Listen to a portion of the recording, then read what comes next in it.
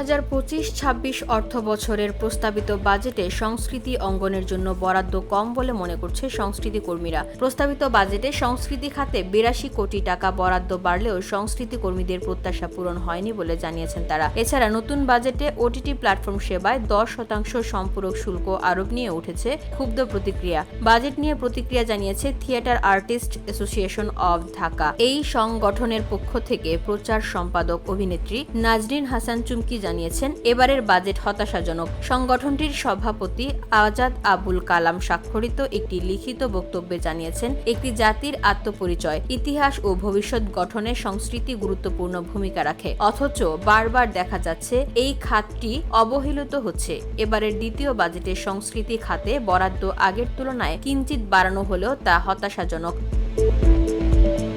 বক্তব্যে আরও জানানো হয়, নাট্যশিল্পী, সঙ্গীতশিল্পী, চিত্রশিল্পী সহ নানা মাধ্যমের সাংস্কৃতিক কর্মী বছরের পর বছর সীমিত সুযোগ সুবিধা নিয়ে কাজ করে যাচ্ছেন। তাদের জন্য টেকসই আর্থিক সহায়তা, অবকাঠামো উন্নয়ন ও গবেষণা ভিত্তিক সংস্কৃতি চর্চার জন্য বাজেটে আমাদের দাবিকৃত বরাদ্দ থাকা অত্যন্ত জরুরি মনে করছি। আমরা সরকারকে আহ্বান জানাচ্ছি, সংস্কৃতিকে বিলাসিতা নয় বরং জাতি গঠনের একটি মৌলিক উপাদান হিসেবে বিবেচনা করুন। বাজেটে সংস্কৃতি খাতে উপযুক্ত ও কার্যকর বরাদ্দ নিশ্চিত করুন, যেন এই খাতের বিকাশ বাধাগ্রস্ত না হয়। এদিকে এবারের বাজেটে ওটিটি প্ল্যাটফর্ম সেবায় 10% সম্পূরক শুল্ক আরোপ করা প্রসঙ্গে নির্মাতা আশফাক নিপুণ সামাজিক যোগাযোগ মাধ্যমে একটি পোস্ট শেয়ার করেছেন। তিনি লিখেছেন, বাংলাদেশে সরাসরি ওটিটি সাবস্ক্রাইবার কতজন সেই ব্যাপারে কোনো ধারণা, তথ্য হালনাগাদ কি আছে অর্থ উপদেষ্টা সাহেবের? দেশে ওটিটির ভোক্তাকুলের একটা বেশ বড় অংশ যে পাইরেসি করে আমাদের কন্টেন্ট দেখে, সেটা কি ওনারা জানেন? পাইরেসির বিরুদ্ধে আমাদের সম্মিলিত ব্যর্থতার গল্প কি তারা জানেন?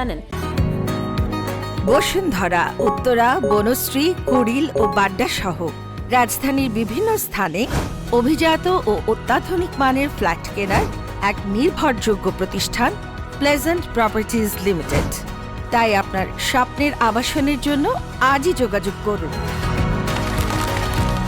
Pleasant properties limited, where destiny matches eventually.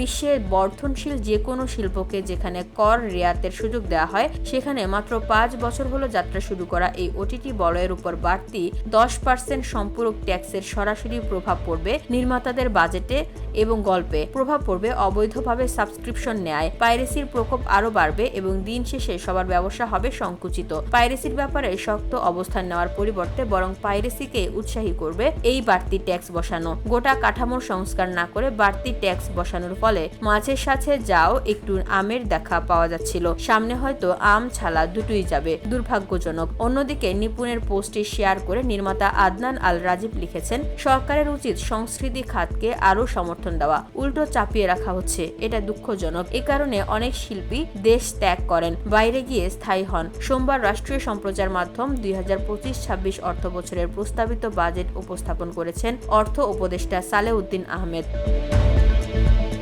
VOD Bangla news desk.